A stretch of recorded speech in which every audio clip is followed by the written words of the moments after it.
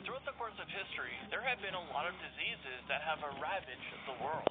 Thankfully, though, a lot of these have been eradicated. I mean, they've apparently been eradicated, I should say. Because is there a chance of these diseases coming back? Could there be a chance that maybe someone somewhere still has or is carrying that disease? But there are still a lot of diseases that have resulted in outbreaks throughout the world. I already covered some of them in part 1 of this video, so I hope you guys are ready for 10 more. Hey, what's up, you guys? I'm your host for this one, Landon. Do not come within 6 feet of me, and welcome back to another Most Amazing Top 10 video. Before we get started, I want to know if there's any historical diseases that you'd be so afraid of if they actually made a comeback. Let me know in the comment section below, and also let me know where you guys are from. I'm very curious. And make sure you guys head over to my Instagram at Landon Productions. We're giving away a total of $5,000 this spring, so make sure you guys look for this image right here. This is the new contest image. Make sure to follow the instructions and tell me what else I should give away. Let's get right into this one. This is the top 10 scary diseases that can wipe out humans, part 2. Coming number 10, we have typhoid fever.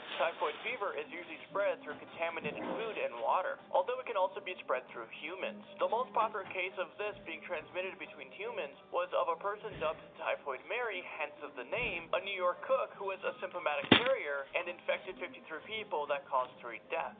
Typhoid symptoms include fever, weakness, abdominal pain, constipation, headaches, and sometimes pinkish spots on the body. It has begun developing resistance to antibiotics used to treat them, which makes it pretty scary. If untreated, it has a 30% mortality rate. And at number 9, we have the measles. Measles is actually pretty common, especially in children, and it does currently have a vaccine. However, it is starting to make a comeback with almost 1,300 cases in the U.S. last year alone. That's more cases than any time in the past 25 years. Symptoms include fever, cough, a runny nose, inflamed eyes, red and white spots in the mouth, and a red rash that spreads over the body. What's more scarier about the disease is the fact that it can usually cause the immune system to forget resistance to other non-related diseases. This obviously can be very dangerous to a lot of people. Next up, number 8, meningococcal meningitis. Meningococcal meningitis can be caused by either a virus or a bacteria and can be incredibly dangerous. It causes inflammation of a delicate tissue that covers the brain and the spinal cord. Untreated, it has a 50%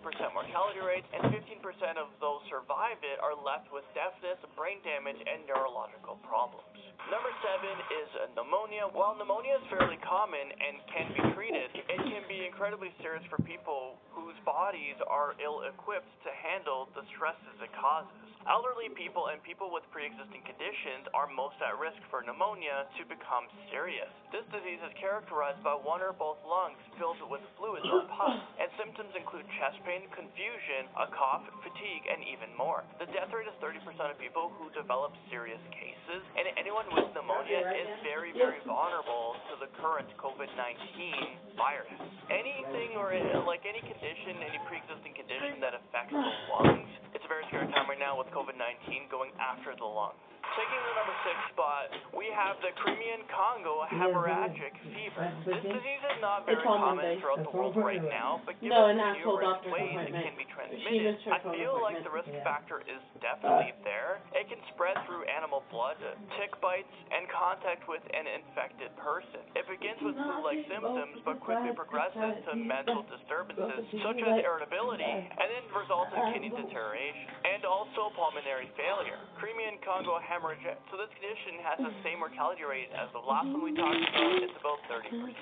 Coming number 5 is SARS. SARS actually wasn't that long ago. In 2002 and 2003, almost 8,000 people across the world contacted this virus, and nearly 800 people died. SARS symptoms include a dry cough, respiratory issues. This is just mere. A lot of these things just attack your respiratory system. You also have body aches, discomfort, and chills, and it also leads to a dangerously low oxygen levels in the brain. Almost anyone who contracts SARS also develops pneumonia. Next up, number 4 is smallpox. We're going way back for this one. In the 1600s, smallpox absolutely terrorized North America by European colonists. It killed off 70% of the indigenous population. Then in the 1700s, 1900s, over 800 people in Boston died from it. Symptoms of smallpox include a high fever, a rash that becomes the blisters all over the body, headaches, backaches, abdominal pain, vomiting, and I didn't know feeling that. of being unwell. My bad. While it is technically eradicated in the 1970s, I'm just so used to the cheese being in that drawer.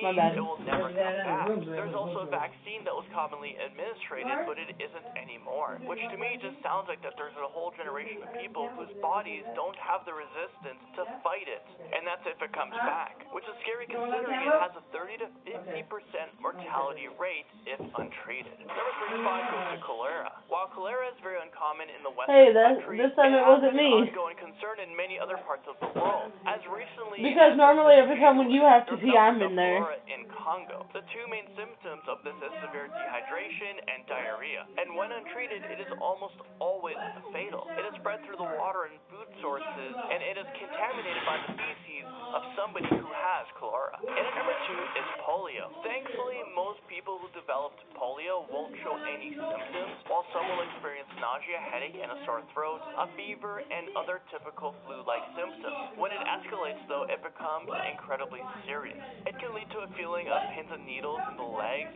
meningitis, paralysis, and even death. Even when children recover from polio, it can resurface as paralysis later in life. There is a vaccine currently that is 99% effective at preventing it, but because diseases tend to evolve and mutate, and polio is transmittable from person to person, this would be terrifying if it became an epidemic. And finally, number 1 is the flu. Yes, the flu that pops up everywhere every winter, and most people recover without much concern. But the flu evolves and mutates so rapidly that scientists have to develop a new vaccine for it every single year. So just this flu season alone, over 55,000 people in the U.S. have been hospitalized because of the flu, and almost 3,000 people have died from it. And a lot of people aren't really talking about this right now. I mean, those are no small numbers, and that's with the vaccine available. So even the things you think that we have control of in this world, we don't.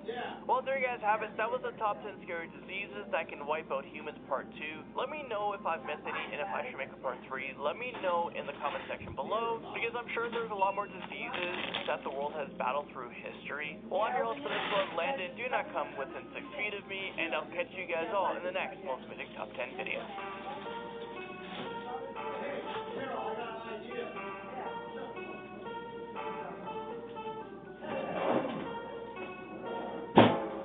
Wow, you guys are like cats and dogs.